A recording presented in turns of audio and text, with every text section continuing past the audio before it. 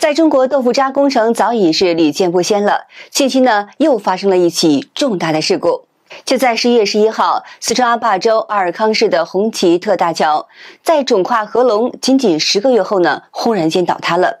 橋體墜入大渡河東源，騰起了巨大煙塵。這座被譽為是雲中之橋的標誌性工程，原本承載着重塑川西北交通格局的宏願，但是呢，卻在一場突如其來的山體滑坡中化為了廢墟。官方迅速將事故歸因於山體滑坡導致邊坡裂縫。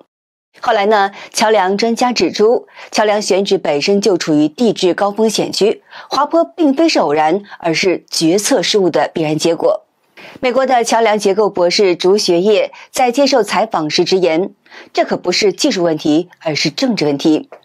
他指出，從滑坡擴散路徑與地形的坡度來看呢，橋址所在的小山頭本就是滑坡的堆積體，坡度高達45到60度，極其不穩定。那麼更令人感到震驚的是呢，引橋竟然直接建在了這片高危的山坡之上。地質勘測是一項耗時、昂貴而且是高度專業的工作，必須要通過大量的鑽孔以及取樣，才能夠判斷山體是否適合承載橋樑。但是呢，在中國的工程體系當中，專業意見往往被官僚拍板所取代了。國外在類似的地形建橋時呢，會將橋基盡量靠近山坡的底部，並削平坡面以減緩衝擊。而紅旗橋呢，卻貼着山頂穿過，橋基無法打得太深，結構極其的不穩固。這種做法就像是兒戲。那麼在事故發生之後呢，民間輿論迅速聚焦於誰拍板、誰勘測、誰監理。竺學業博士指出，整個工程鏈條可能已經被腐敗污染，檢測機構領導人可能是上級的親屬，毫無經驗，但卻中標了。施工單位為節省成本簡化勘測，最終拍板者或為政績或為利益強行推進。在中國，工程人員往往沒有發言權，制度腐敗讓好的設計無法落實。這不僅僅是紅旗橋的問題，也是三峽水庫、三門峽水庫等大型基建屢現隱患的根源。這起事故發生以後呢，數百名工人被困施工區，工資沒有發，交通中斷了，工程停滯了。他們是這場制度性失誤的直接的受害者，但是呢，卻往往被官方所忽視。無獨有偶，8月22號凌晨，川京鐵路尖扎黃河特大橋施工現場突發鋼腳線斷裂，造成至少12人死亡，4人失聯。這座號稱是世界最大跨度雙線鐵路連續鋼橫拱橋呢，距離合龍僅剩了幾天，但卻因為關鍵構件失效而坍塌了。那麼就在事發當晚呢，施工隊正在調整吊索，為後續的合龍作業來做準備。沒有想到鋼索突然間斷裂，導致橋拱結構墜落，現場16名工作人員全部跌入了橋下。據目擊者說呢，事故發生在瞬間，伴隨着巨響，猶如地震來襲。周邊居民透露，大橋原本已經接近了合龍，僅剩約90米的距離，但右側繩索突然間失效，致使綠色鋼管結構墜落。專家分析說呢，扣索斷裂可能存在着2種原因。第一個是繩索本身存在着質量的缺陷，二是施工誤差或是操作不當導致的。那麼令人感到不安的是呢，常規防護的措施如安全網、安全帶，在橋面整體墜落時呢，幾乎都是無效的。中國的基建往往伴隨着貪污腐敗，工程設計方案或許符合規範，但監測技術不足，施工環節有疏漏，層層分包的利益鏈條讓安全成為了最脆弱的一環。另外呢，事故發生的時間點也是耐人尋味，凌晨3點鐘，工人們在夜間進行高強度的張拉作業。施工方為了趕在8月底前合龍，採取白加黑的2班倒的模式，夜間施工成為了常態。網友們紛紛表示，為什麼要趕工期呢？為什麼必須是8月底合龍？安全第一，其他都不重要。有評論認為，當世界最大跨度首座橫跨黃河等標籤成為了政績的符號，安全往往淪為了形式化的口號。豆腐渣工程不僅在中國的國內屢屢發生，在海外也是多次被曝光。南美洲厄瓜多爾還因為工程的質量問題向中共索賠。科卡科多新克雷水電站由於出現嚴重的結構缺陷，承建的中國國企需要賠償4億美元。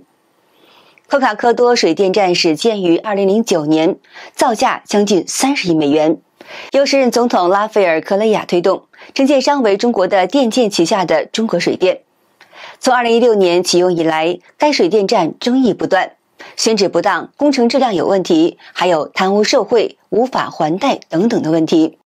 檢測結果顯示，廠區存在結構缺陷，機械設備出現數千條的裂縫，嚴重影響着發電安全與效率。那麼部分設施呢，即便是修復後，仍然在持續的漏水。厄瓜多爾政府早在2021年就提出了5.8億美元的仲裁訴求，中方企業則在2024年反訴，指責俄方違約。如今呢，雙方達成的賠償協議，算是為這場持續多年的工程糾紛畫下了初步的句點。那麼除了結構上的隱患呢，這座水電站還有嚴重的生態風險。有專家警告說，原本設計壽命為50年的水電站，實際上可能只能運行15年。這不僅會衝擊國家能源的體系，還可能對亞馬遜生態造成長期而且是不可逆的破壞。專家表示，中共國企在國外拿項目最大優勢就是報價低，甚至比相同的項目在中國國內還要低。但也由於報價過低，就很難保證工程的質量。家國華人作家盛雪在接受採訪時表示，